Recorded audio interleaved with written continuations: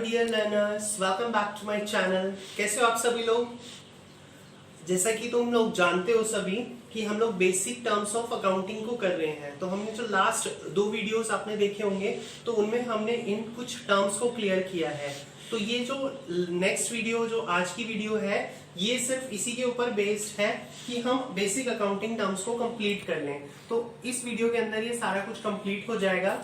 तो अगर आपको ये एफर्ट पसंद आता है तो आप इस वीडियो को लाइक करें। अगर आप इस चैनल पर न्यू हैं तो प्लीज सब्सक्राइब द चैनल और मुझे कमेंट करके बताएं कि आपको ये सीरीज कैसी लग रही है।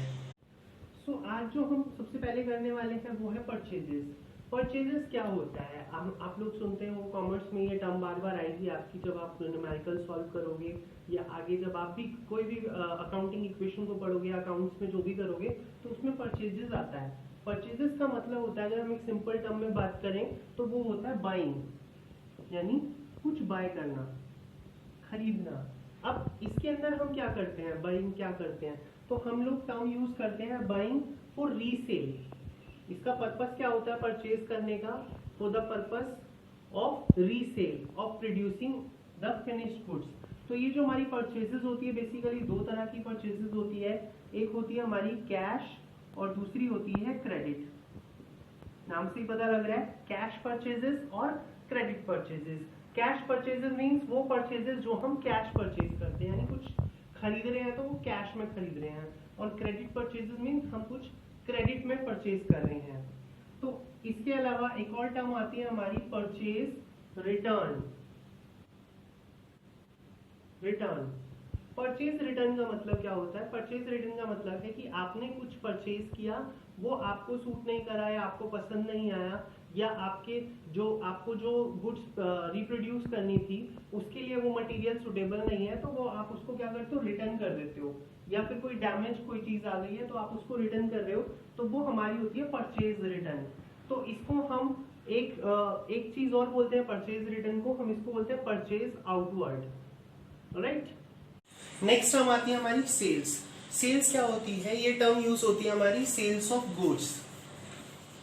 सेल्स ऑफ गुड्स यानी ऑर्गेनाइजेशन के अंदर हम जितने भी गुड्स को प्रोड्यूस करते हैं तो हम उनकी सेल्स करते हैं, यानी हमें सेल करना है किसको? गुड्स को। इसके अलावा हम सेल करते हैं सर्विसेज को भी। तो गुड्स सर्विस हम रेंडर करते हैं और गुड्स को हम सेल करते हैं। तो ये भी आपकी 2 तरह की होती है, कैश सेल और क्रेडिट सेल। आई होप ज्यादा बताने की जरूरत नहीं है क्योंकि ये क्लियर होगा। कैश सेल्स मतलब आपने कुछ खरीदा और उसकी कैश पेमेंट करी, और क्रेडिट सेल्स मतलब आपने कुछ क्रेडिट पे खरीदा, मींस कुछ टाइम बाद आप उसकी पेमेंट करोगे, तो वो आपकी क्या कहलाती है? Credit sales. नेक्स्ट आता है हमारा स्टॉक। स्टॉक का मतलब क्या होता है? स्टॉक को हम बोलते हैं इन्वेंट्री भी। Stock is also called inventory. Stock क्या होता है? बेसिकली ये एक ऑर्गेनाइजेशन के अंदर जब हम कुछ रिप्रोड्यूस करना चाहते हैं, कुछ मटेरियल बनाना चाहते हैं, प्रोडक्शन करना चाहते हैं, तो उसके लिए हमें जो मटेरियल की रिक्वायरमेंट होती है उसको जब हम स्टोर करके रखते हैं तो वो हमारा स्टॉक होता है। राइट, तो इसका बेसिक पर्पस क्या होता है? 2 पर्पस से हम इसको यूज करते हैं। पहला आता है फॉर रीसेल। आपके पास कुछ स्टॉक इस तरह का होता है कि आप उसको रीसेल करना चाहते हो, और दूसरा पर्पस जो होता है वो होता है रिप्रोडक्शन, कि आप उससे कुछ प्रोडक्ट बनाना चाहते हो, तो रिप्रोडक्ट के लिए भी आप इसको यूज करते हो। तो ये हमारा होता है स्टॉक। अब जो हमारा स्टॉक होता है ये बेसिकली 2 तरह का होता है। एक होता है हमारा ओपनिंग स्टॉक और दूसरा होता है हमारा क्लोजिंग स्टॉक। नाम से ही पता लग रहा है, ओपनिंग स्टॉक मतलब जो आपका स्टार्टिंग में आपके पास स्टॉक रखा हुआ है। ऑर्गेनाइजेशन के अंदर जब हम अकाउंट्स प्रिपेयर करते हैं तो जब हमारा ईयर के स्टार्टिंग में जो बैलेंस होता है वो हमारा ओपनिंग स्टॉक होता है, और उसके बाद जब हमारा कुछ सेल हो जाता है या खत्म हो जाता है तो at the end of the year जब हमारे पास निकल के आता है स्टॉक, तो वो हमारा क्लोजिंग स्टॉक होता है। राइट, तो जब भी आप ट्रेडिंग अकाउंट बनाते हो तो ट्रेडिंग अकाउंट में आपका डेबिट साइड में होता है ओपनिंग स्टॉक और क्रेडिट साइड की तरफ होता है आपका क्लोजिंग स्टॉक। ठीक है, इसके अलावा जब हम बैलेंस शीट प्रिपेयर करते हैं at the end of the year, तो वहां पर भी हमारा जो स्टॉक दिखाया जाता है वो क्लोजिंग स्टॉक होता है, ओपनिंग नहीं होता, राइट। इसके बाद जो हमारा आता है एक टर्म, वो आती है हमारी ट्रेड रिसीवेबल। अब ट्रेड रिसीवेबल क्या है? रिसीवेबल मतलब कुछ आप रिसीव कर रहे हो किसको, जो आपने ट्रेड किया है। इट मीन्स क्या है कि एक ऐसा अमाउंट आप रिसीव कर रहे हो जो आपने क्या करा है, कुछ सेल किया है गुड्स को या सर्विसेज को, तो उसके बदले में जो भी आएगा वो आपका आ जाएगा ट्रेड रिसीवेबल। तो हम इसको बोलते हैं basically it's a combination of debtors plus bills receivable. इसको बिल्स रिसीवेबल को हम शॉर्ट में बोलते हैं BR, ठीक है। तो जो डेटर्स और BR होता है उसको टोटल को क्या बोला जाता है, ट्रेड रिसीवेबल। अब डेटर्स क्या होते हैं आपके, आप कहोगे जी ये तो बार बार अकाउंट्स में आएगा, तो उसके लिए आपको समझना पड़ेगा डेटर्स होते क्या है। डेटर्स मींस वो लोग जिन्होंने आपसे कुछ मटेरियल परचेज किया है, ठीक है, और वो आपका क्रेडिट पे परचेज किया है।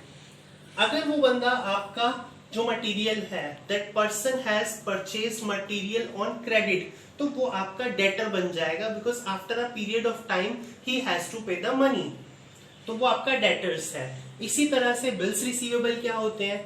बिल्स रिसीवेबल का मतलब होता है कि वो जो डेटर है उस पर्सन ने आपके बिल्स को एक्सेप्ट कर लिया है। मतलब आपने एक बिल बना के दिया कि मैं एक पर्टिकुलर टाइम या डेट मेंशन आप कर देते हो कि उस टाइम पर मैं आपको पेमेंट करूंगा, पेमेंट आपसे लूंगा, तो वो उसको रिसीव कर रहा है, तो वो बिल्स रिसीवेबल बन जाएगा। इसे हम बिल ऑफ एक्सचेंज भी बोलते हैं।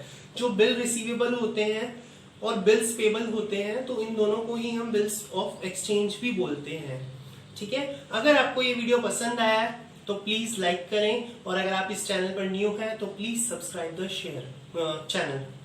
नेक्स्ट टर्म आती है हमारी ट्रेड पेबल। अभी हमने किया था ट्रेड रिसीवेबल, ये है ट्रेड पेबल। ट्रेड रिसीवेबल क्या था कि आपने कुछ सेल्स किया, उसके बदले में आपको अमाउंट मिला, ठीक है। लेकिन यहाँ पर क्या हो रहा है, ट्रेड किया लेकिन उसके बदले में आपने क्या किया, पे किया। That means you purchase something.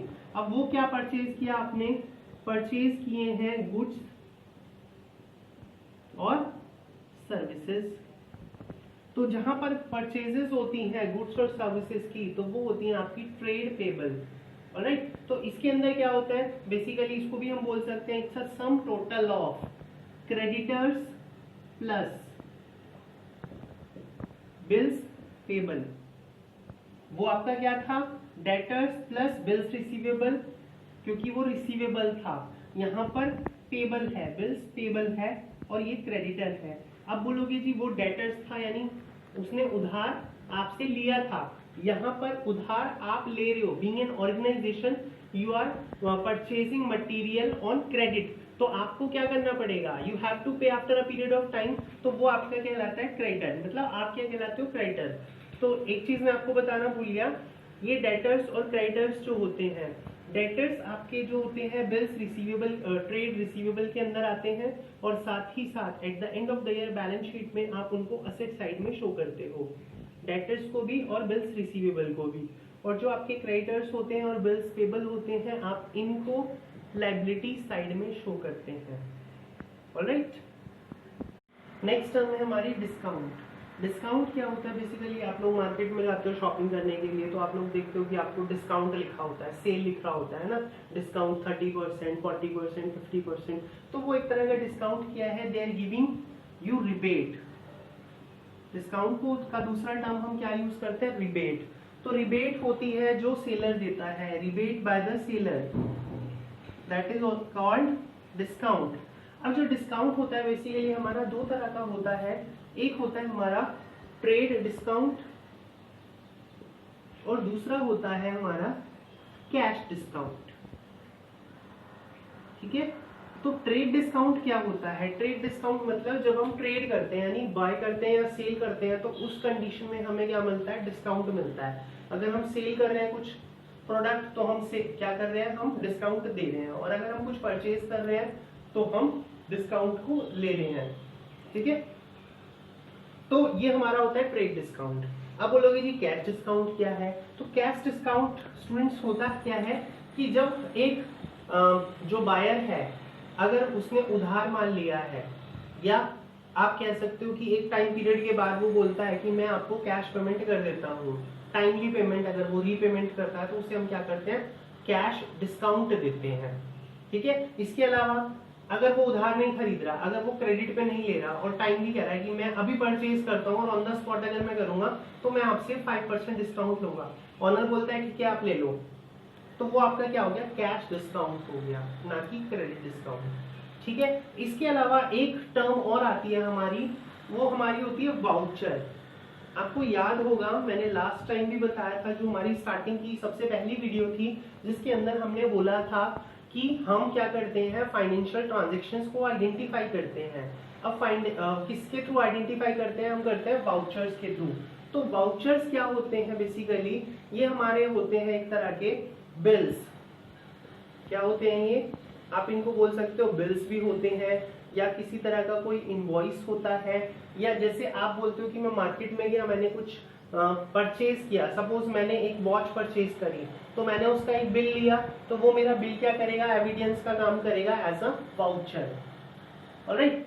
मैं गया मार्केट में, मैंने अपने लिए शूज परचेज करे, तो मैंने जब शूज परचेज करे तो उसके बदले में मुझे जो बिल मिला वो मेरा क्या कहलाएगा, वाउचर। तो ये क्या होते हैं, वाउचर हमारे जनरली बिल्स होते हैं, कैश मेमो भी बोल सकते हैं इसको हम, इनवॉइस भी बोल सकते हैं। तो ये क्या होते हैं, बेसिकली बिजनेस की जो ट्रांजैक्शंस होती हैं उनका एज एन एविडेंस काम करते हैं वाउचर्स। सो लर्नर्स, अगर आपको मेरा ये एफर्ट पसंद आ रहा है तो आप इस वीडियो को जरूर लाइक करें।